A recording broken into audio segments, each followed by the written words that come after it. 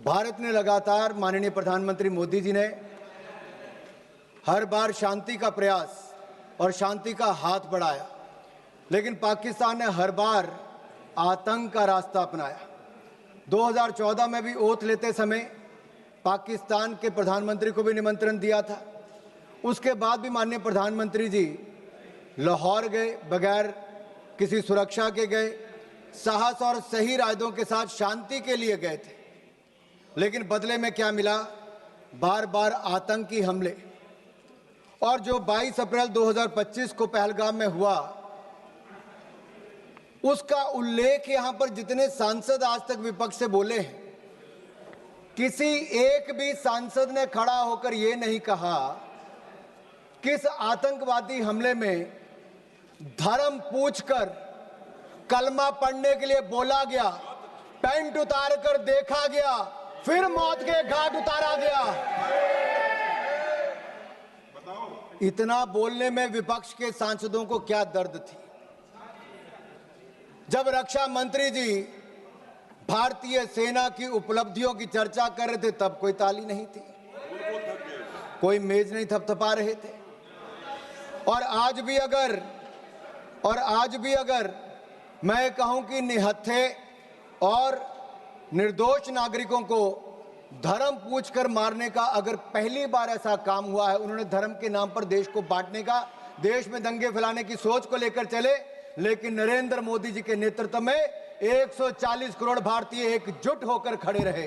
पूरा भारत एक साथ खड़ा रहा। उस शाम भारत के घरों में दिए नहीं बले, दिए नहीं जले, यहां तक कि रात में घरों का चूल्हा भी ठंडा पड़ा रहा। इन लश्कर आतंकियों ने हमारी बहनों के सिंदूर को मिटाया है।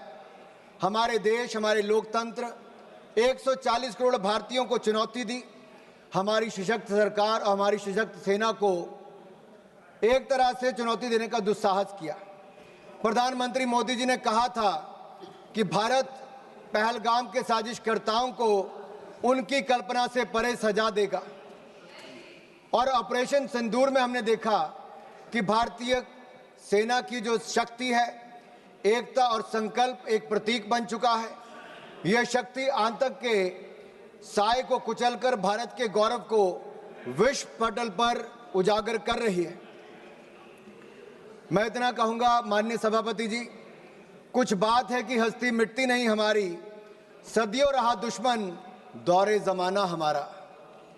और 7 मई को हमने इन दुश्मनों को जवाब देते हुए भारतीय सेना ने पाकिस्तान के अंदर आतंकी ठिकानों पर अचूक और निर्णायक प्रहार किया, और ऐसा प्रहार किया कि जिसका दर्द आज तक पाकिस्तान को हो रहा है।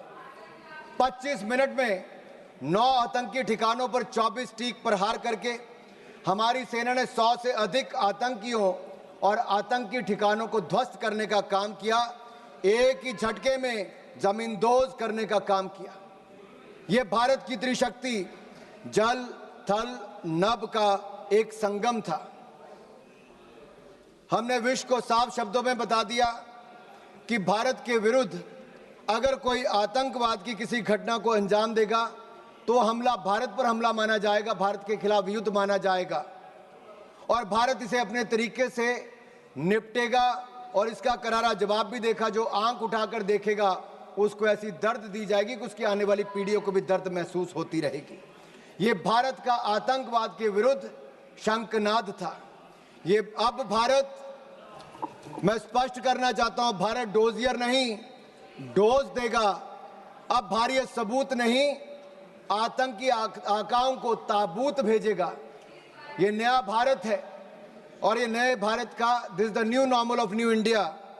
This is PM Modi's zero tolerance policy towards terrorism.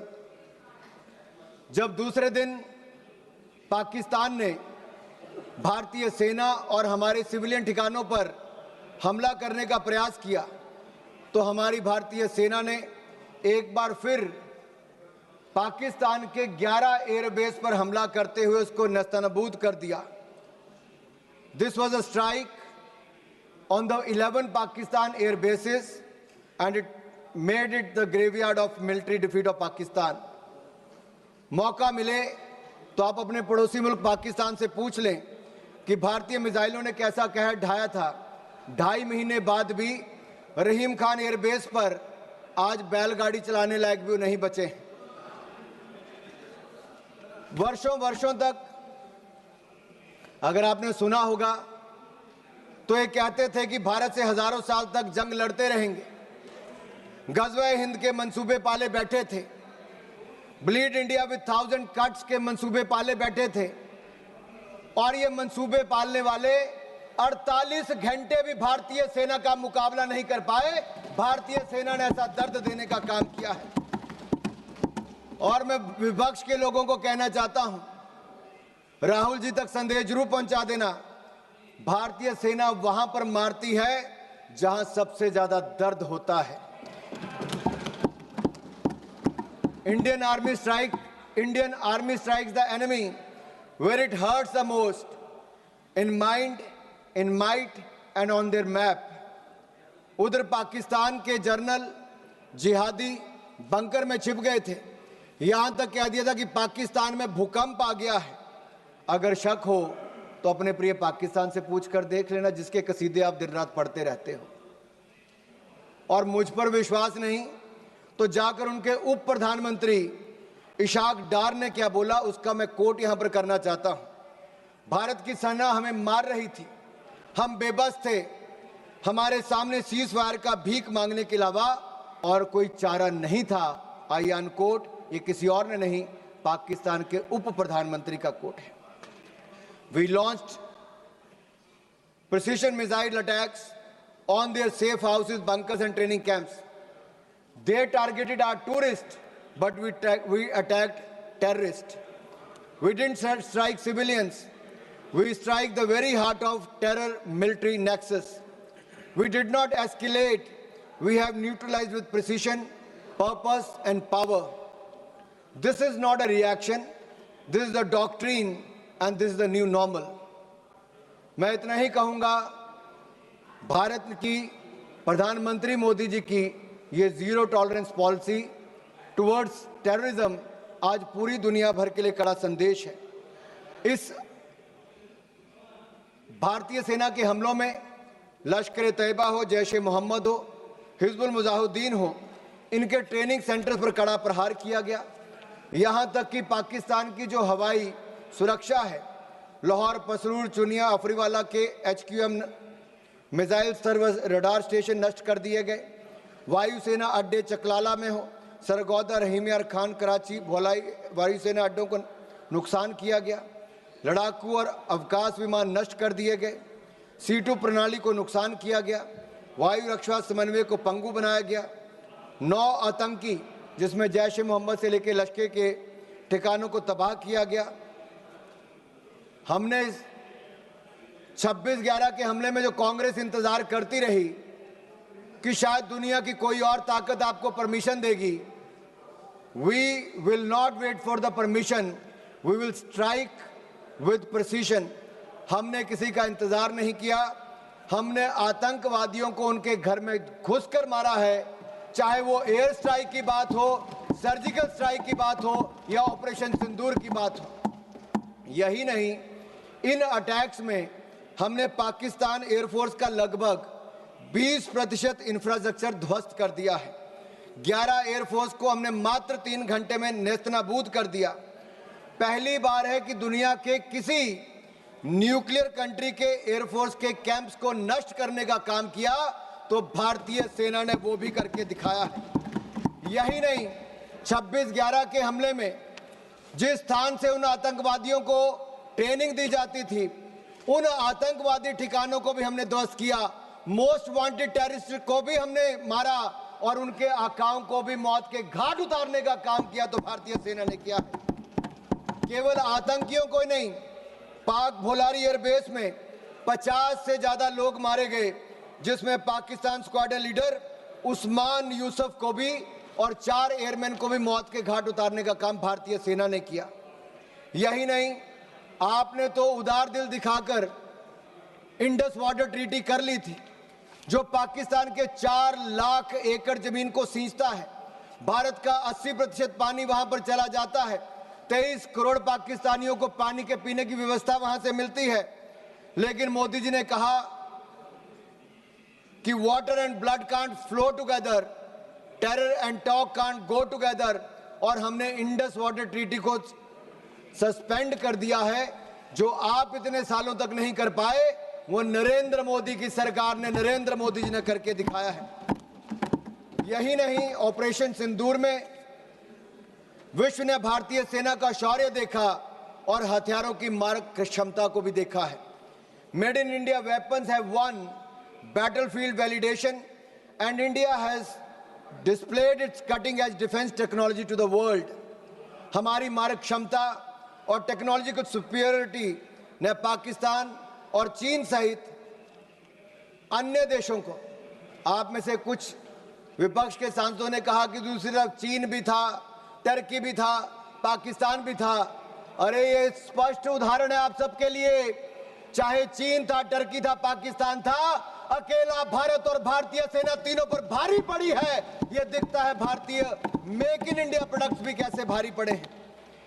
और यही नहीं, मैं आज कहूंगा कि India's approach during operation Sindoor reflects 21st century evolution of aerial decoys and psychological dominance. This is just not warcraft, it is Minecraft. India has displayed a textbook case of aerial combat. इस कार्रवाई को सैन्य इतिहास में text book precision warfare कह रही है। Thailand air force university इसे सैन्य रणनीति की टेक्स्ट बुक में शामिल करने की बात कह रही है। दुनिया इसे text book counter terrorism doctrine के रूप में देख रही है। और एक ऑपरेशन सिंदूर से आज दुनिया भर में पता चल गया कि भारत की ताकत क्या है और जो आज के वॉरफेयर में भारत की नई टेक्नोलॉजी ने कैसे काम किया है। आप पूछ रहे थे पिछले 10 सालों में क्या हुआ। दीपेंद्र हुड्डा जी कह रहे थे कि भारतीय सेना के बजट को क्या हुआ डिफेंस के। माननीय निर्मला सीतारमण जी यहां पर है, रक्षा मंत्री जी हैं, पूर्व रक्षा मंत्री भी हैं, आज वित्त मंत्री हैं, राजनाथ जी हैं, रक्षा मंत्री हैं। मोदी सरकार में 2.5 लाख करोड़, आपके समय 2013-14 में डिफेंस बजट था, 2.5 लाख करोड़ से बढ़कर 6,22,000 करोड़ रुपया बजट कर दिया है। अरे आप 6,81,000 करोड़ रुपया बजट कर दिया है, दुगने से ज्यादा कर दिया, 3 गुना कर दिया है। और आप अपने गिरेबान में झांक कर देखिए, 10 साल आपने सेना को बुलेट प्रूफ जैकेट तक नहीं दी। नरेंद्र मोदी जी की सरकार में मात्र 3 सालों में 2 lakh bullet proof jacket make in India बनाकर हमने दी है। आपने 10 सालों में नहीं, 30 सालों में आपने 1 रैंक 1 पेंशन नहीं दिया। नरेंद्र मोदी जी की सरकार ने 1 रैंक पेंशन की मांग को भी पूरा किया है। और यही नहीं, मैं आपको बताना चाहता हूं, अटल जी की सरकार में देखिए, आपके समय 48 में, 62 में, 65 में, 71 की लड़ाइयां हुई, लेकिन सेना के जवानों का पार्थिव शरीर उनके घरों तक नहीं जाता था। अटल बिहारी वाजपेयी जी की सरकार बनी, तब जाकर पार्थिव शरीरों को उनके घर तक पहुंचाने का काम किया। तो अटल बिहारी वाजपेयी की सरकार ने, भारतीय जनता पार्टी की सरकार ने किया। और धर्मेंद्र जी, मैं इतना जरूर कह दूं, अरे मैं तो हिमाचल प्रदेश से आता हूं। हिमाचल प्रदेश राज्य छोटा है, लेकिन सेना में बड़ा योगदान है। अगर देश को पहला परमवीर चक्र विजेता किसी ने दिया तो मेजर सोमनाथ शर्मा हिमाचल प्रदेश ने दिया है। कारगिल युद्ध में अगर 52 शहादत सबसे ज्यादा हुई तो हिमाचल प्रदेश की हुई। 4 परमवीर चक्र विजेता हुए थे, उसमें से 2 कैप्टन विक्रम बत्रा, राइफलमैन संजय कुमार हिमाचल प्रदेश से हुए हैं। सर माननीय सभापति जी, मैं इतना कहना चाहता हूं, आज नरेंद्र मोदी जी की सरकार में हमने अपना एक्सपोर्ट 34 गुना बढ़ा दिया है। 686 करोड़ से बढ़कर लगभग 24,000 करोड़ हो गया। हमारी defence manufacturing, defence production 1 lakh crore एक साल की पार कर गई।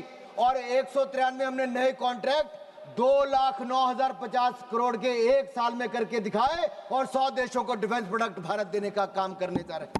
यही नहीं, लेकिन आपको डर तो होगा ही, क्योंकि जब मैं आपके सवाल खड़ा कर रहा हूं तो आपके पास उसका कोई जवाब नहीं है। मैं आपसे इतना जरूर पूछना चाहता हूं,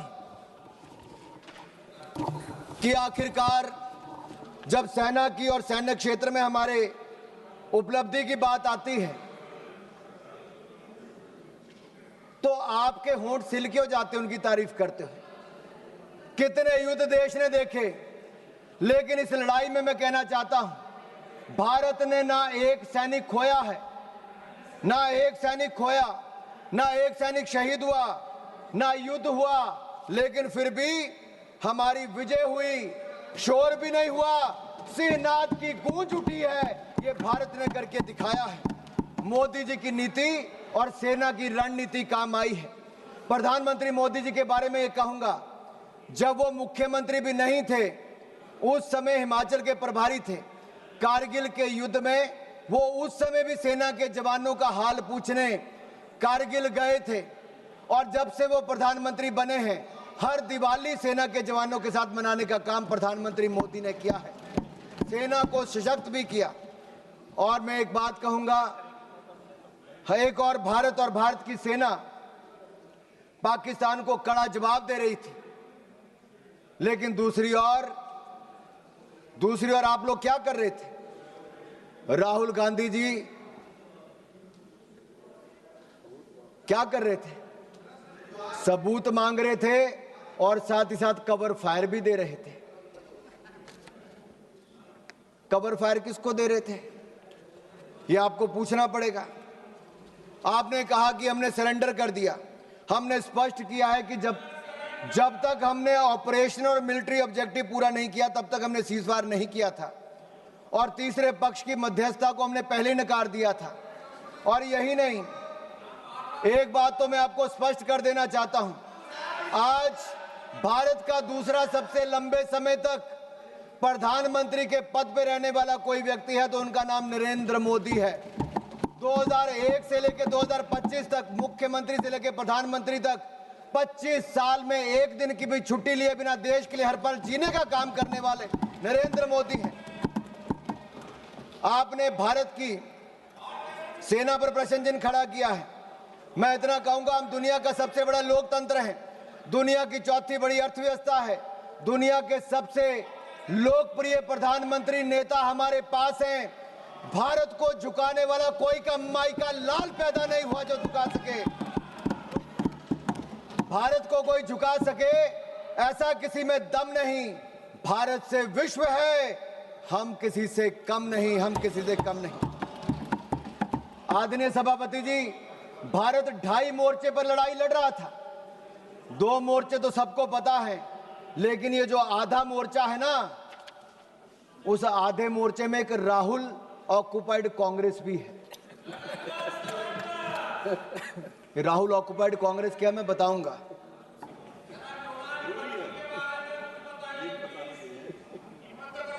आप पिछले 2.5 महीनों में सोशल मीडिया में देखिए, बड़े संयोजित तरीके से राहुल ऑक्युपाइड कांग्रेस ने भारतीय सेना, भारत के प्रधानमंत्री के खिलाफ घृणा से भरे अपमानजनक कार्टून बनाए। इसी कांग्रेस पार्टी ने, राहुल ऑक्युपाइड कांग्रेस ने आर्मी चीफ को सड़क का गुंडा कहने का काम किया।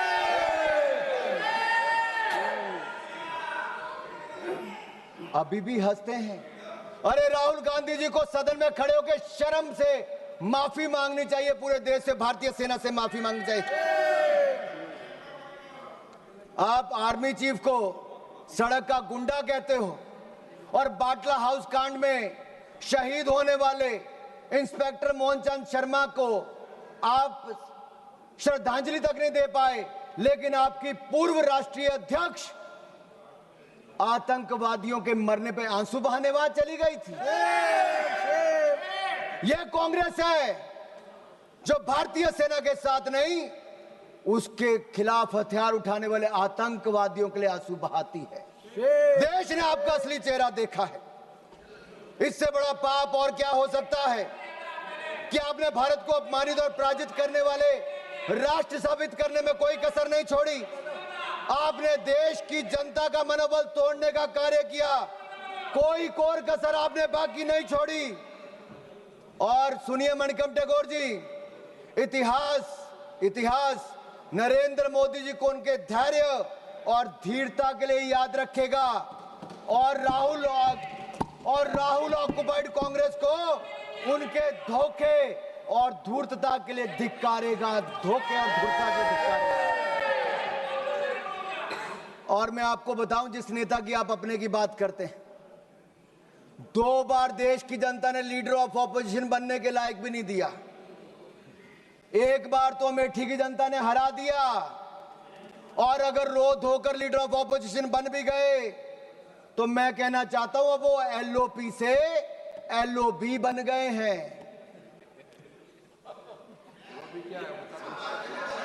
किरण जी पूछ रहे हैं एलओबी का ही है। भाई पार्लियामेंट्री अफेयर मिनिस्टर को तो मुझे बताना पड़ेगा। एलओपी लीडर ऑफ ऑपोजिशन से एलओबी लीडर अपोजिंग भारत बन गए हैं। उनके एजेंडे पे केवल भारत का विरोध है, भारतीय सेना का विरोध है और भारत के प्रधानमंत्री का विरोध करना ही लिखा है। इसलिए आज से उनको एलओबी कहना शुरू करना पड़ेगा। और मैं एक बात जरूर कहूं, पता नहीं वो कांग्रेस के पोस्टर बॉय बन पाए ना बन पाए, लेकिन पाकिस्तान के प्रोपेगेंडा के पोस्टर बॉय राहुल गांधी बन गए हैं।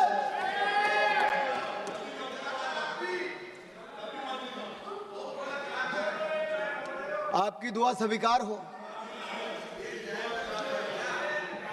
अब माननीय सभापति जी, आज सदन ने ऑपरेशन सिंदूर पर चर्चा करनी थी, लेकिन कांग्रेस के नेताओं में होड़ लगी थी कि कौन पाकिस्तान का सबसे सगा, सबसे प्रिय उभर कर सामने आए। और एक पूर्व गृह मंत्री ने जो कल इंटरव्यू दिया, उस इंटरव्यू में साफ देखने को मिलता है, वो कहते अगर पाकिस्तान का हाथ इसमें नहीं दिखता है तो आप कैसे कहते हो कि पाकिस्तान से टेररिस्ट आए थे। ये लोग कभी हिंदू आतंकवाद कहते हैं, कभी पाकिस्तान को बचाने के लिए आते हैं। कांग्रेस पार्टी में पाकिस्तान के इतने बड़े बड़े एडवोकेट आज हैं कि पाकिस्तान अपनी पैरवी बाद में करता है, कांग्रेस के नेता उनकी पैरवी करने के लिए पहले खड़े हो जाते हैं। और मैं इतना जरूर कहूंगा, पाकिस्तान सेना और पाकिस्तान सरकार लश्करे राहुल के बयानों को अपने पक्ष में इस्तेमाल कर रही है। पाकिस्तान सेना और पाकिस्तान सरकार लश्करे राहुल के बयानों को अपने पक्ष में इस्तेमाल कर रही है। और यही नहीं, पाकिस्तान सेना के प्रोपेगेंडा वीडियो में कांग्रेस पार्टी के राष्ट्रीय अध्यक्ष उनके बयान को लेकर पूरी दुनिया भर में दिखाया जा रहा है। मुझे पहले लगता था इनको दिक्कत मोदी जी से है, लेकिन अब मुझे पूर्ण विश्वास है इनकी दिक्कत मातृभूमि से भी है। और कहने को तो आईएनसी है, लेकिन आईएनसी अब इनके बयानों और इनके तरीकों से यही लगता है ये अब कहीं इस्लामाबाद नेशनल कांग्रेस बन गई है। क्योंकि पाकिस्तान द्वारा फैलाए गए झूठे नैरेटिव और आड़ के पीछे आप रुक रहे हैं। कांग्रेस आइडिया ऑफ डिप्लोमेसी यही रहा, माननीय सभापति जी। और मैं जो कह रहा हूं मैं उसको ऑथेंटिकेट करने के लिए तैयार हूं। कांग्रेस आइडिया ऑफ डिप्लोमेसी क्या था? इनका केवल डोजियर तैयार करने का था, डिनर खिलाने का था, डिसीजन करने का नहीं था। नहीं तो 26/11 के हमले के बाद ये लोग 26/11 हमले के बाद ये शायद कुछ कार्रवाई करते, उन्होंने कुछ नहीं किया। ये पाकिस्तान को उनकी भाषा में जवाब देते, लेकिन नहीं दिया। राहुल गांधी जी क्या करते रहे, मैं आपसे पूछना चाहता हूं। मैं पूछता हूं आपसे, पूरे ऑपरेशन सिंदूर में श्रीमान राहुल गांधी जी का सबसे ज्यादा रुचि ये जानने में थी कि भारत के कितने विमान मार गिराए। उनका एक बयान भी ऐसा नहीं है जहां उन्होंने जानने की कभी कोशिश की हो कि हमारी सेना ने, हमारी वायुसेना ने पाकिस्तान में कितनी तबाही मचाई है, पाकिस्तान के कितने आतंकवादियों को मार दिया है, पाकिस्तान के कितने आतंकवादी ठिकानों को तबाह किया है, उनके कितने डिफेंस सिस्टम को खत्म किया है, उनके कितने एयरबेस उड़ाए हैं, पाकिस्तान को कितनी हानि पहुंचाई है। इसमें राहुल जी का कोई इंटरेस्ट नहीं था, मात्र इंटरेस्ट था भारत के कितने विमान गिराए गए, आखिर ये जानकारी वो किससे साझा करना चाहते थे। जिनके हाथ रक्षा दलाली में रंगे रहे हों, अब किसके लिए दलाली करना चाहते हैं ये मुझे पता नहीं। और मैं तो इतना ही कहूंगा, जुबान पर पाकिस्तान, दिलों में साजिश पलती है। ऐसे लोगों की वजह से ही तो चिताएं जलती हैं। देश को लूटकर जो अपने महल बनाते हैं वो इतिहास में गद्दार कहलाते हैं, गद्दार कहलाते हैं। ऑपरेशन सिंदूर पे मैं कहूंगा हमारी सेना ने तो किया, वो दुनिया ने देखा, लेकिन उसके ठीक बाद प्रधानमंत्री मोदी जी आदमपुर एयरबेस पर गए और अपनी सेना का मनोबल बढ़ाने का काम भी किया। तो नरेंद्र मोदी जी ने किया। फेक प्रोपेगेंडा चलाया जा रहा था कि आदमपुर एयरबेस खत्म कर दिया। अगर खत्म हो गया तो प्रधानमंत्री कैसे उतरते? S-400 पीछे खड़ी दिखती थी। आपकी आंखों में, आपके चश्मे नहीं दिख रही होगी, दुनिया ने देखा है। यही नहीं, मैं आपको यह कहना चाहता हूं, न्यू रूल ऑफ एंगेजमेंट में हमने तय कर दिया है, कोई भी आतंकवादी घटना को एन एक्ट ऑफ वॉर माना जाएगा। मैडम मैं 5-7 मिनट और लूंगा, मेरे जो टाइम मुझे पार्टी ने दिया वो 5-7 मिनट। किरण जी भी यहां पर हैं। और न्यूक्लियर ब्लैकमेल की जब बात चलती है, अटल बिहारी वाजपेयी जी ने भी स्पष्ट कर दिया था और नरेंद्र मोदी जी की सरकार ने तो कह ही दिया है। हमने एस्केलेशन भी नहीं की, हमने केवल आतंकवादी ठिकानों को प्रहार किया। लेकिन जब पाकिस्तान ने हमारे सेना या सिविलियन ठिकानों पर प्रहार करने का प्रयास किया तो हमने ऐसा जवाब दिया है कि कांग्रेस नहीं, पाकिस्तान सदा याद रखिए, गलती से। मैं जहां तक सिंधु डैम की बात है, इंडस वाटर ट्रीटी को हमने सस्पेंड किया है। आपके कुछ नेताओं ने कहा, जो आपकी गठबंधन में सरकार में थे, उन्होंने कहा पानी दे देना चाहिए पाकिस्तान को। प्रधानमंत्री मोदी ने कहा सिंधु में पानी और खून, सिंधु नदी का पानी और खून एक साथ नहीं बह सकते। तुम हमारा खून बहाओगे, तुम्हें पानी नहीं पिलाएंगे। मैं इतना जरूर कहूंगा, पाकिस्तान चाहे जितना मर्जी सिर पटक ले, नाक रगड़ ले, सिंधु डैम के गेट नहीं खुलेंगे, नहीं खुलेंगे। आदरणीय सभापति जी, जो प्रतिनिधि मंडल माननीय प्रधानमंत्री मोदी जी ने दुनिया भर में भेजे, वो 7 प्रतिनिधि मंडल में एक मुझे भी जाने का अवसर मिला। सुप्रिया जी हमारा नेतृत्व कर रही थी। और मैं सदन में एक बात जरूर कहना चाहता हूं, ये जो प्रतिनिधि मंडल थे, ये किसी दल या किसी विचारधारा का प्रतिनिधित्व नहीं कर रहे थे, हम राष्ट्र का प्रतिनिधित्व कर रहे थे। हमारे मत अलग हो सकते हैं, हाँ, हम में मतांतर हो सकता है, मत भिन्नता हो सकती है, मन का भेद हो सकता है, लेकिन जब राष्ट्र का प्रश्न हो तब हम एक हैं, हम एक मत हैं, हम भारत के पक्ष में हैं, हम सबके लिए राष्ट्र सर्वोपरि है। और मैं कह सकता हूं कि 7 के 7 प्रतिनिधि मंडलों में किसी भी दल का कोई भी सांसद होगा, उसने दलगत राजनीति से ऊपर उठकर देश की बात की। आज पूरे सदन की ओर से मैं उनका धन्यवाद करता हूं, उनको नमन करता हूं। हम सिर्फ 5 मिनट में खत्म कर, एक मिनट में कर लीजिए। मेरा 2 पॉइंट इंपॉर्टेंट है, इसको लेना जरूरी है। सिर्फ 2 पॉइंट इंपॉर्टेंट, एक इसमें हमने हासिल क्या किया और दूसरा सरेंडर विषय है। मैं इतना कहूंगा, अंतर्राष्ट्रीय मंच पे हम किसी का साथ लेने नहीं गए थे। भारत ये बताने गया था कि भारत अपने दम पर आतंकवादी के आकाओं को मुंह तोड़ जवाब दे सकता है, और हमने मुंह तोड़ जवाब दे दिया है। हम फर्स्ट हैंड इंफॉर्मेशन देने गए थे, किसी का सहयोग मांगने नहीं गए थे। और 193 देशों में से 190 देशों ने एक साथ इन आतंकवादी हमलों की निंदा की है। ये नरेंद्र मोदी जी का दिखाता है। और यही नहीं, मुस्लिम देशों में भी पाकिस्तान को अलग थलग करने का काम किया, आतंकवाद के खिलाफ एक वैश्विक माहौल बनाया। और मैं कहना चाहता हूं कि जो रवैया कांग्रेस का रहा इस समय, वो सबसे अधिक निराशाजनक, अपमानजनक और आपत्तिजनक था। सेना और सरकार पर हमला करने में कांग्रेस कहीं पीछे नहीं रही। लेकिन भारत में जहां नरेंद्र मोदी जी की सरकार में हम लगातार आगे बढ़े, एक फेक नैरेटिव कांग्रेस के नेता द्वारा चलाया जा रहा है कि सरेंडर सरेंडर। माननीय सभापति जी, अगर पिछले 78 साल का हिसाब लिया जाए तो कांग्रेस ने कितने ब्लंडर और सरेंडर किए ये आज देश को मैं बताना चाहता हूं और इन 2 मिनटों में बताऊंगा। 1948 में कश्मीर जैसे आंतरिक विषय को संयुक्त राष्ट्र में ले जाकर सरेंडर किसने किया? कांग्रेस ने। 1950 से 60 के दशक में एक्साई चीन को बंजर जमीन कहकर चीन की झोली में डालने का ब्लंडर किसने किया? कांग्रेस ने। 1954 में तिब्बत के अधिकार को छोड़कर चीन को कब्जा करने का स्वीकार किसने किया? कांग्रेस ने। 1958 में नून नेहरू समझौते के तहत बेरूबारी को पूर्व पाकिस्तान में स्थानांतरित करने को सरेंडर किसने किया? कांग्रेस ने।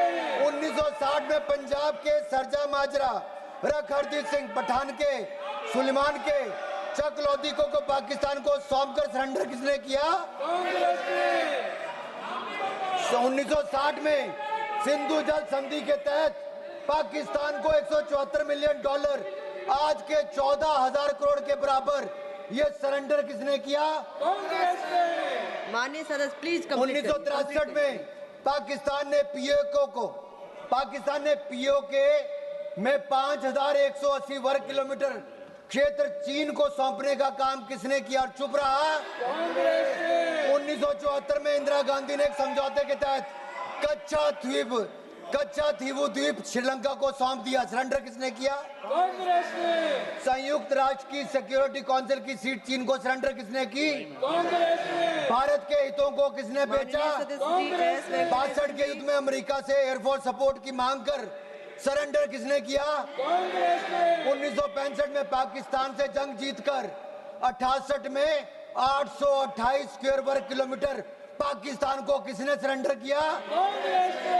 1970 की जंग में पाकिस्तान के 93,000 सैनिक भारत के 56 सैनिक लिए बिना माननीय என்னுடைய வணக்கத்தை தெரிவித்துக் கொள்கின்றேன். பகல்காம் தாக்குதலுக்கு எதிராக தேசமே